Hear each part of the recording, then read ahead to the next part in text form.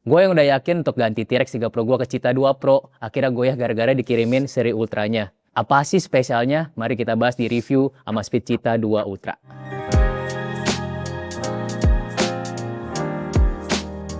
Di paket penjualannya kita bakal mendapatkan dua strap. Strap hitam silikon, juga strap nilon warna gradasi hijau dengan garis putih gitu. Keduanya terasa sangat premium, ukurannya 22 mm dengan sistem klasik pin buckle. Strap nilonnya itu nyaman, pas dipakai juga cepat kering kalau kena keringat atau pas dibawa mandi. Amazfit Cheetah 2 Ultra ini punya build quality yang mantep banget. 90% bodinya menggunakan grade 5 titanium. Ada sedikit banget plastik itu di bagian mikrofon, speaker, dan juga tombolnya. Sisanya tuh full titanium. Dia sudah tahan air 5 ATM. Gue bisa bilang kalau build quality-nya ini beneran sangat premium. Desainnya juga premium banget. No debat, ini adalah desain Sport Watch flagship. Diameternya ada di 47,4 mm. Tebalnya ada di 15 mm dengan berat di 52 gram. Ya memang ini cukup besar ya dimensinya. Tapi kalau buat dipakai ini nyaman banget. Untuk navigasinya menggunakan sistem 4 tombol. Di sebelah kiri ini ada 2 tombol navigasi up and down.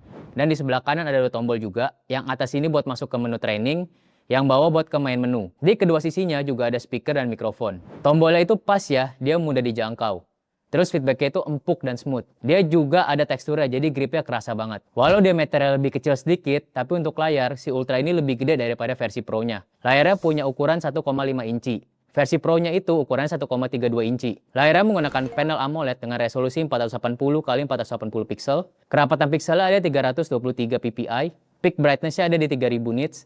Dan pastinya sudah menggunakan kaca safir. Gue sempat bilang, deal breaker gue di versi Pro-nya itu adalah bezelnya yang masih cukup tebal menurut gue. Di sini bezelnya tipis, enak banget buat dilihat. Soal layar gak usah diragukan ya. Dia tajam, warnanya vivid, warna hitamnya deep, kontrasnya juga dapet dan aman walau dipakai di bawah terik matahari. Overall, gue puas banget sama build quality dan kualitas layarnya. Ini bener-bener match sama ekspektasi gue untuk sebuah Sport Watch flagship. Sekarang kita bahas siapa sih target customer si Ultra ini. Target seri Cheetah tuh jelas untuk road runner. Nah, Ultra ini untuk road runner yang sudah mulai ultramaraton, triathlon, ataupun sudah mau mengikuti Ironman. Untuk health sensor ya, dia menggunakan BioTracker PPG biometric sensor yang menggunakan 5 PD dan 2 LED. Storage-nya ada di 64 GB. Untuk sensornya sudah lengkap. Barometer, altimeter pastinya sudah ada. GPS-nya sudah menggunakan dual band dengan 6 satellite positioning. Buat UI sendiri sudah menggunakan Zepp OS versi 5. Dan ini connect-nya menggunakan aplikasi Zepp, ada di Play Store ataupun di App Store. Buat UI sendiri sih masih sama. Dia tuh sudah smooth pakai banget. Animasinya terasa fluid dan looks dari UI-nya pun cakep, gue suka. Buat health tracking-nya sudah bisa terbilang akurat.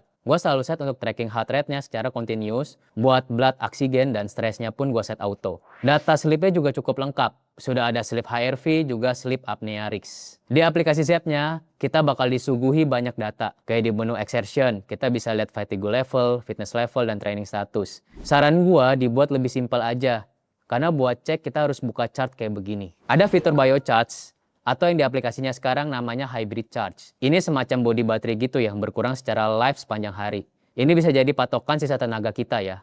Di menu workout ada data VO2 max, training load, dan neck heart session yang dibagi dua, easy dan moderate. Di sini juga ada monthly report. Terus ada fitur lactate threshold yang biasa jadi patokan untuk heart rate zone gua selama lari. Menurut gua ini lebih akurat ya. Di sini kita juga bisa bikin jadwal latihan menggunakan Zepp Coach. Buat Mapsnya sudah ada dan kita harus download dulu di aplikasi Zepp. Karena storage-nya gede, kita bisa download banyakan di Maps-nya. Di sini kita bisa upload music sebenarnya, tapi jujur gue nggak pernah pakai sih. Buat angkat telepon juga mantul, speakernya tuh cukup terdengar dengan baik.